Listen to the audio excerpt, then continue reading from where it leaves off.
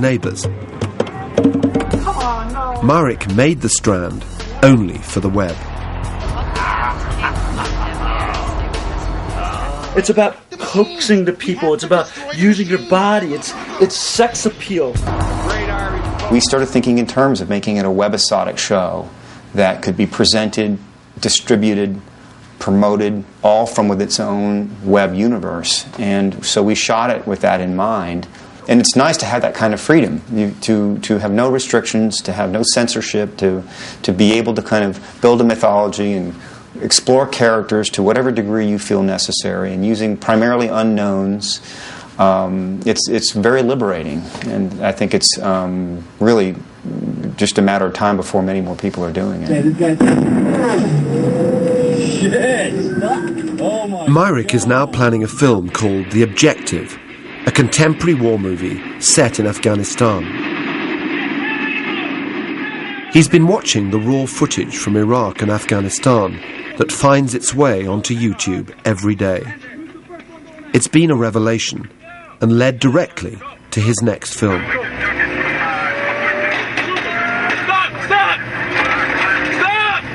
In making The Objective, you had access to all this stuff on the web about Iraq and about Afghanistan.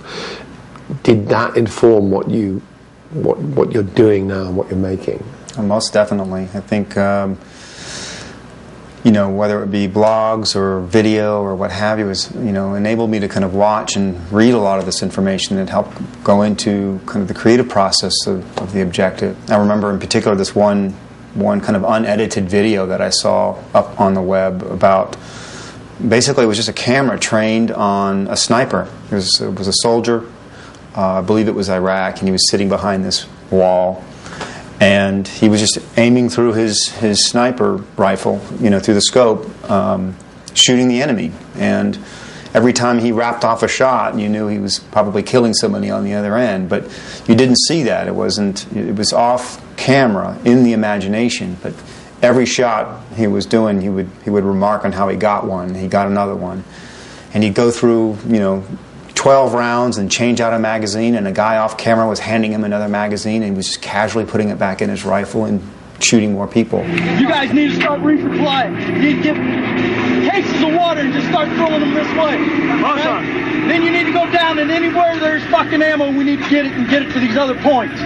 It's this very unsensationalized, in-between-the-line moments that the internet has brought to me creatively, that I want to incorporate into The Objective. It's the stuff that you don't see in Hollywood and the stuff you don't see portrayed in the media. Hello, my name is Marek. Welcome to the casting site for The Objective. It's a movie I'm... Marek's so immersed in the world of the web that he's even casting The Objective online.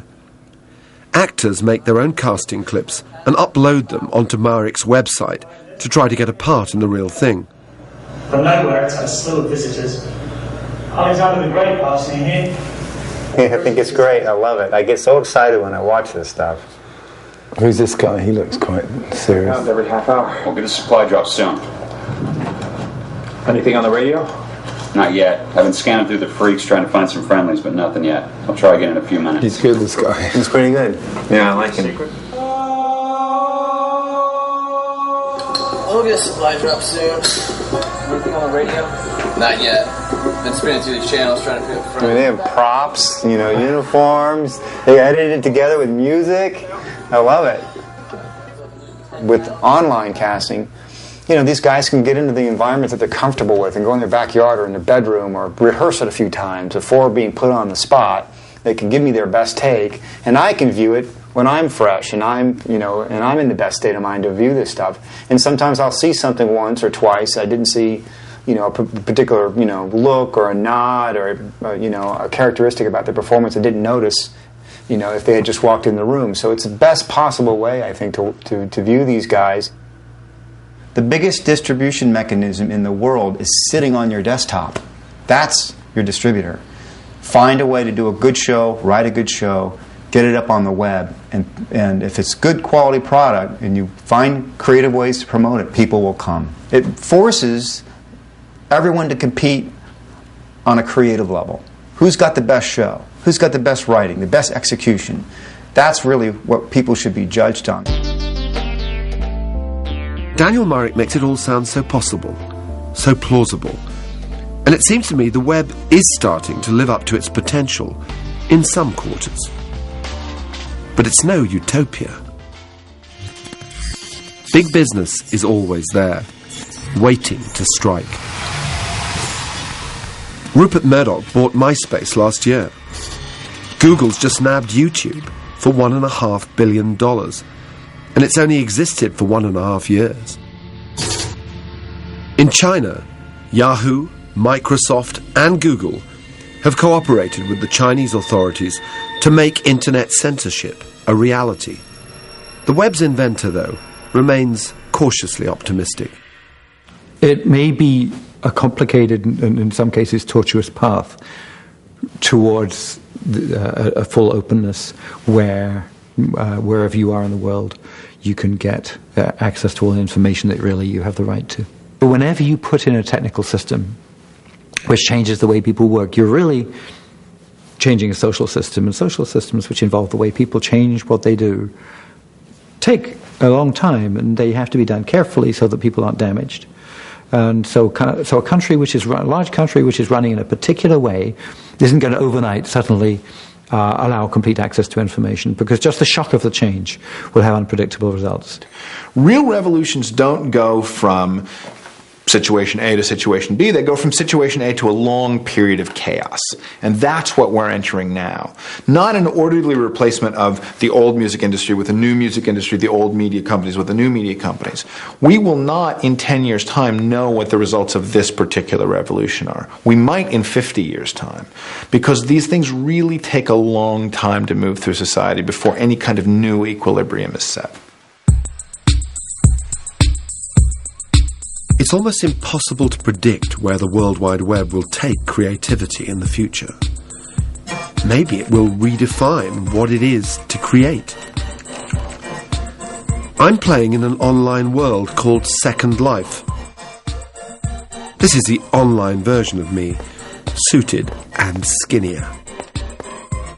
Oh, why not? Here I inhabit a virtual universe alongside others, like Kisa here.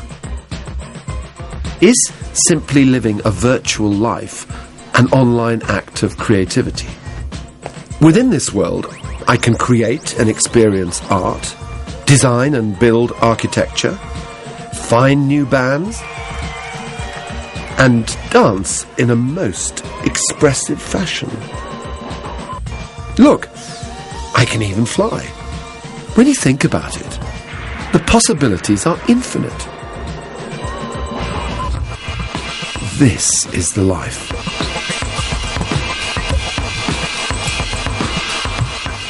Murder, betrayal and the inhumanity of slavery next on BBC One. Morgan Freeman, Anthony Hopkins and Matthew McConaughey star in the historical drama Amistad. After highlights of today's play at the Ashes, don't get too excited, head over to BBC Two now. I'm taking some time off in cyberspace. I'll be back 2 weeks today at 10:35. See you then.